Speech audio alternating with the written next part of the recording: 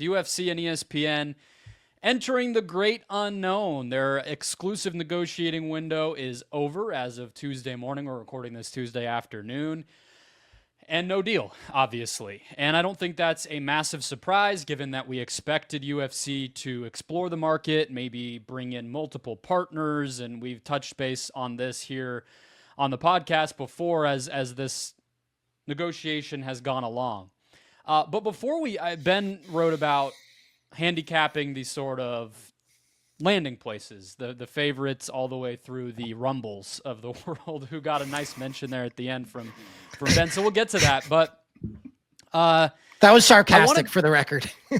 Okay, well, you never know. If Barstool's not staying there, I don't know how many candidates they're really going to have. But my question for you, Ben, before we even jump into that is, what do you think really changes here based on what these landing places and what we're talking about, aside from how much money UFC gets, but from a consumption standpoint, if I'm just watching a pay-per-view on a Saturday and I want to see this card because it has a fighter I care about, or I'm just a big, huge fight fan, what even is going to be different for people depending on any of these places, big picture?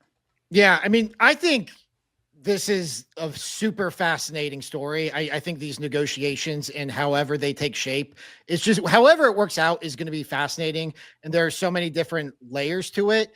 In terms of your question, what would change? So just to clarify, I ask it because they produce their own content, right? Joe Rogan's going to be on no matter where it happens. And everything we kind of consume, for the most part, is probably going to feel similar. So I didn't say that, but that's why I'm asking. Yeah. So the biggest thing you should be looking for is, where do the pay-per-views land? Because you have the UFC rights and they have the pay-per-views, which is probably what you think of when you think of UFC, but they also have, UFC fight nights, which are their lesser cards. And then their Dana White's Contender Series, which is kind of how they build up younger fighters and, get them wins and get them records and stuff. But the biggest thing you probably care about is the pay-per-views. And so what would change there is, if they stay on ESPN, presumably nothing would really change. Presumably, other than it would just be on the flagship app as opposed to ESPN Plus, or probably both. And you would still have to pay $80 a pay-per-view to get that card. If they move to Netflix, now we don't know this for sure, but all indications are Netflix isn't interested in a pay-per-view model. Netflix just wants to buy out the rights to the pay-per-view. So if this thing lands on Netflix, maybe your Netflix subscription will go up, but it's just going to be the cost of your Netflix subscription. You'll have a Netflix subscription, and then it will be behind the Netflix paywall. The way it's structured now, which I frankly think is kind of bullshit, is you have to have an ESPN subscription, and then you have to pay for the pay-per-view on top of the subscription. An ESPN Plus subscription. Correct. Yeah. And so you're basically, they're double charging you for it. One's a $8. You're paying for the right to pay them more money. Correct. So that's to me is the most fascinating thing here, because TKO's other company, WWE, they've sold out their pay-per-views. They sold them to Peacock. And Peacock, you order Peacock, you have a Peacock subscription. You can watch any WWE pay-per-view for the price of that subscription. UFC on ESPN, you have to pay for the pay-per-view. And to clarify, WWE overseas in a lot of countries has it on Netflix with the same model, correct? Netflix has everything WWE overseas. If it's not in the United States, everything's on Netflix there. So that's lending a little bit of credence to the idea you were talking about, where the UFC could fold itself in the same way. I mean, if they do it, if they didn't charge us, same parent company. If they didn't charge us for Tyson Paul, I don't think they're going to be paying us for UFC pay-per-views. What do you think, Drew? Well, the way Ben breaks it down kind of makes sense. There's some reporting from John Oran last night about how, I think we've all known that, it's likely that UFC is going to split into multiple packages on multiple different rights partners for a while. John actually suggested that it might be more than two, right? So it could be 3 or 4. And the way Ben broke it down kind of makes me think, all right, pay-per-views might be Netflix or Amazon, one of the big tech companies who are apparently interested in acquiring those rights. I'm sorry. Did I drop out? You're still audio here. You're Okay. frozen. Audio. There There you go. There you go. My bad. So yeah, I think the pay-per-view aspect on Netflix or Amazon would make a lot of sense. But then when you look at fight nights, that might be a package for ESPN or ESPN Plus.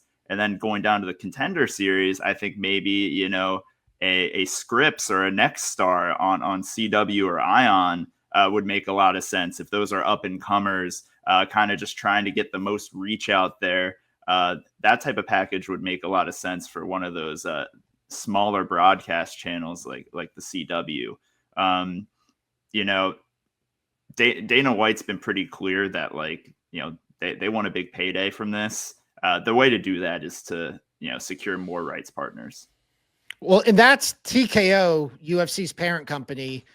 Their history with WWE would indicate like that's what they're going to do, because WWE's rights in the United States are on Peacock, they're on Netflix, they're on the CW, they're on Comcast through the USA Network and NBC with quarterly specials. Like, they're just spread all over the place. And so I would imagine that's the approach they're going to take here. The difference is, and this is another part of it, I just find this endlessly fascinating, is WWE, all of their content is relatively the same in terms of stature. Like, it's like, yeah, you have the pay-per-views, you have Monday Night Raw, but like all of it is kind of must-watch programming if you're a WWE fan. UFC is really just the pay-per-views in terms of like what the most people are watching. And it's like they do Yeah, good that's what I was wondering. Who's gonna want the stuff that, if it's tiered like that, the way Drew, it's like, what's that even worth? And what network is gonna be like, please let us have that? Yeah, I don't know. I don't know how much of an audience they draw. Like, genuinely, I'm sure those numbers are out there, but that's what I've always wondered, is like you're saying, what it's almost like, I don't know, when you hear about how like the NBA finals or the NBA package, like ESPN looks at it as, we're getting the finals and the playoffs, maybe some of those Saturday and Sunday games, but like TNT getting the All-Star game, like it almost isn't even a dollar figure in any of these contracts. It feels like this would be the same. Like, these are almost negligible to the networks. Yeah, and that's what I wonder about ESPN, because I think what Drew laid out makes sense. Like, it just makes too much sense for UFC to do something with Netflix. Like, TKO is so married to Netflix through WWE and its upcoming boxing promotion that you just have to figure like that's where the pay-per-views are going to land, because I can't imagine Netflix being interested in any other part of the package. But then if you're ESPN, like, you're going to go from having the pay-per-views to having fight nights. Like, maybe that is something you want to do to fill out your offerings on Flagship, or to just, you know, fill out the void you have in your calendar without baseball or whatever. But like, that's a pretty big drop off in terms of stature if you're ESPN. And then, yeah, I mean, Contender Series does make sense for like a linear partner. Now that Drew mentions it, like the CW makes a lot of sense because there's a pre-existing relationship there, and you can kind of check off the box of being on network television. And for them, the difference between a rerun of some show nobody cares about versus actual live something sports related actually does matter. And they've proven that with Mountain West Football or NWSL. Or if you can get 300,000 people versus 40, like that, actually it's significant for those types of places. Yeah. So their current deal, or the deal they signed in 2019 with ESPN, was 5 years for a total of $1.5 billion. And I know the goal for this deal is to either double that or get to $1 billion annually. I just wonder, and I think the demand is there to make that happen. It's almost like they don't have the supply. Like, it's almost like they need to, I don't know if it's do 2 pay-per-views a month or just create something that's closer to pay-per-view than the current drop-off they have between pay-per-view and fight night. And endlessly fascinating. I cannot wait to see how this shakes out. Well, so I guess I have a big picture question, but I don't want to get there yet. Ben, you've put out there that, like, as we've talked about this in the past, and I know you wrote it in your article, like that ESPN needs UFC as well, and vice versa. I get ESPN in the past that they've definitely, it's helped them grow ESPN Plus a lot. I think just having a must-see popular sports property, period, is better than not, like, duh. But honestly, the inverse of that is the part that I'm maybe more interested in? Because like I think you've made the case to me in the past where, hey, it'll pop up on First Take, it might get a little bit of airtime here and there. Dana White's on McAfee, which maybe he would be on McAfee either way because McAfee does his own thing. But whatever it is, like that, there's just it exists on ESPN, which has some kind of bottom line value, as MLB is yelling about, right? But I don't know if that's like, is that still true with how much cultural relevance that this sport kind of has now, where you got Joe Rogan doing companion podcasts, you got, like I just said, McAfee kind of follows the sport pretty closely. I don't know if it needs ESPN. Like I don't know if it cares. If it's on Netflix, I think people will watch. I think that's what this all comes down to. That's the question that UFC is going to have to ask itself, is like the way we talk this out. I think it comes down to a decision of, are we going to put our pay-per-views on Netflix or are we going to keep them on ESPN? And the question UFC is going to have to ask itself is, are we comfortable moving away from ESPN and losing that exposure that we've enjoyed for the last 5 years? However minimal it might be, it has, I think, undoubtedly grown the sport, inarguably. And so I think that that's what it will have to ask itself. And I think you're right, ultimately, Brendon. Like, I think that they have kind of moved past that point. I think even the cross promotion that they do with WWE, now that they're owned by the same parent company, like they are out there, they are in this, like this ecosystem of sports now, and they're going to be relevant no matter what. But I understand the appeal of still wanting to be on ESPN, still having that partnership, and still getting that promotion on a monthly basis that they get. Here's the thing, though, Ben. When we're talking about the pay-per-views specifically, I mean, those are tucked away on ESPN Plus, behind a separate, much more expensive paywall on that app. Wouldn't more exposure, more reach for that package actually be Netflix, where if what you're saying is accurate, you're going to get that as part of your Netflix subscription, already the biggest streaming service in the world. I feel like that, if you're looking for more reach, makes a lot of sense. And then when you're talking about the ESPN part of it, the only linear exposure, aside from, maybe a one-off segment on First Take or McAfee or whatever, is those kind of smaller prelim fights before the main cards, right? If I'm not mistaken. Mm-hmm. So maybe you can keep some sort of deal with ESPN where they have a slice of that linear package, maybe some of the prelims. You give them some of the fight nights for their future flagship service. And that's enough to kind of benefit from that ESPN platform. But in reality, you're putting your best product on a platform, which is Netflix or maybe Amazon, that is actually much more accessible to the average fight fan. Yeah, and I think that is where TKO's pre-existing relationship with Netflix looms large over all of this, because they already have a 4-month head start on knowing what it's like to be on Netflix and knowing the type of exposure that can generate.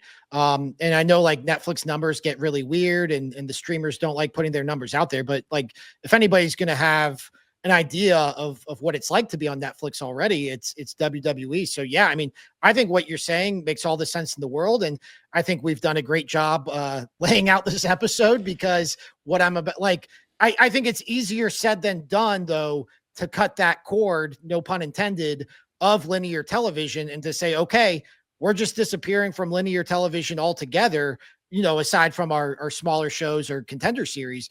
But like, that's the way all this is going, right? Yeah, and I just feel like fight fans have the habit of chasing and paying for whatever, even if it's pro wrestling or it's MMA. Like, I just think people are used to that. So I don't know if it's as big of a risk, but my question would just be too, like, do we know the cut that UFC gets of like pay-per-view revenue on a deal like how does that work? Because I would think they would want a pretty hefty amount of money from Netflix for this if they're not going to be getting the extra monthly revenue or however, annual revenue from people buying the pay-per-view every weekend or, whenever they do. So as I understand it, like, they don't get any revenue out of their pay-per-views. Like, they have effectively just leased them to ESPN. And so the question would be, so if that's worth $1.5 billion over 5 years in 2019, what is that worth now? probably close to double. Like, yeah, like if probably $1 billion a year.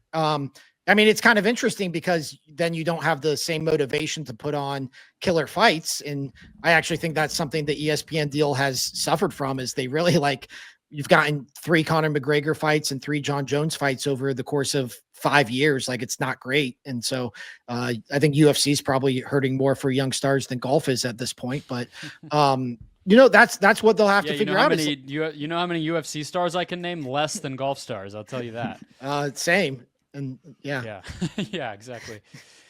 Yeah. Okay, Well, so that could go ahead, Drew. Oh yeah, I just wanted to add one more thing. I mean, Netflix spends in the neighborhood of $18 billion a year on content.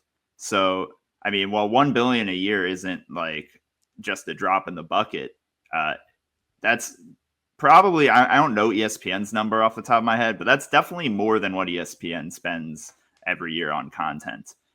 So, if you think about it this way, I think Netflix makes a lot of sense that they could afford, to pay that much to UFC.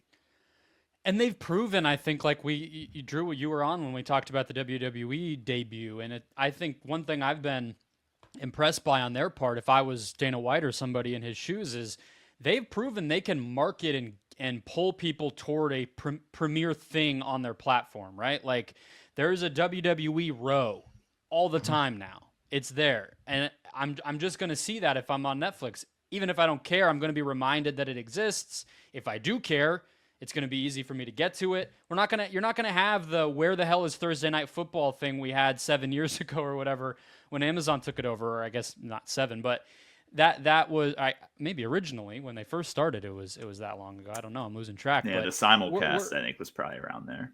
Yeah, so you're not going to have that.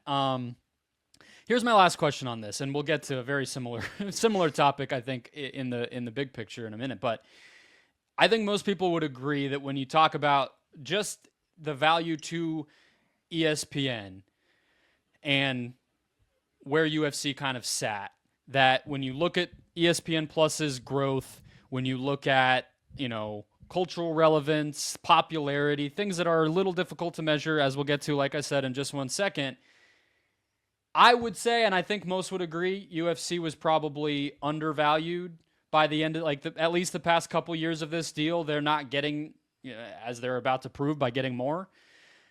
If they do 5-6 years here, where do we think this ends up? Like, is this kind of a blip where it's happening to go to market at the peak of its popularity? I know you're saying, Ben, there's not like the big premier names on the cards and everything, but I think it's talked about, it's cared about more than I can ever remember. Is it going to be like that 5-6 years from now? Like, if you're a network looking at this, are you saying we're buying high? What do you think?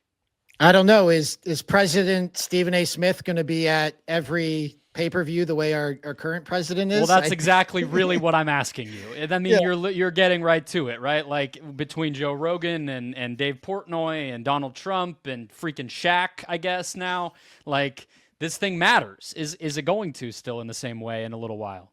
I think so. I think the way they just eventize their product is just so perfect for like this current era that we're in. And that's why Netflix is such an obvious fit, because Netflix events. Like, Netflix doesn't want to air Contender Series. They don't want to air Fight Night. They want to air a monthly pay-per-view that everybody can rally around and watch. And so I think, other than the state of the economy and maybe the lack of star power, like, I just can't think of a better time for UFC to be going to market. Like, not only this is the last media rights available, right? Until baseball's full package. Baseball in a couple of years. Yeah, baseball and NHL, I think, are both up in 2028. So, like, this is it for like the next couple of years. And so just the way the market has set up for them, it couldn't be better. Like, they couldn't be asking for a better market to be going into in terms of Netflix, ESPN about to launch its own streaming service, Warner Brothers Discovery having like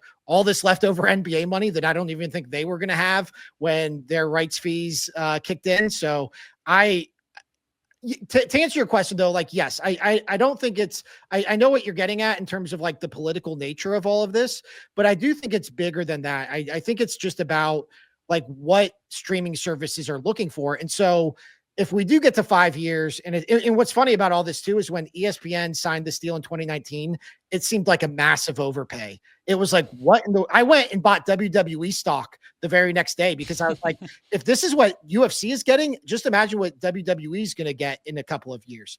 And so I just think that like this, if there is in 5 years, if we look back and we're like, man, that's an overpay, it's going to have way more to do with the state of the industry and the streaming bubble having if that's what happens, then it's going to be like, oh, Trump went out of office and UFC stopped mattering. Yeah. If you look at just fundamentally, you could honestly call this like the fundamental law of sports media rights. It's like the price only goes up, right? There are so few examples of leagues and live sports properties that actually have to cut their media rights fees. Like maybe baseball after this ESPN opt out, like that might be the list. Generally speaking, like this is the most valuable programming that exists in our society at this point. Well, then right? maybe the rule would be the way to answer no to my original question is if it doesn't increase and just flatlines. I don't think it would go down, but that could be maybe the way to look at it. Or even like the NCAA championship deal that just got done at ESPN. I think people were like, that didn't go up enough. It went up, but not enough. Like maybe it's probably never gonna crash, but that might be the thing for it. Yeah.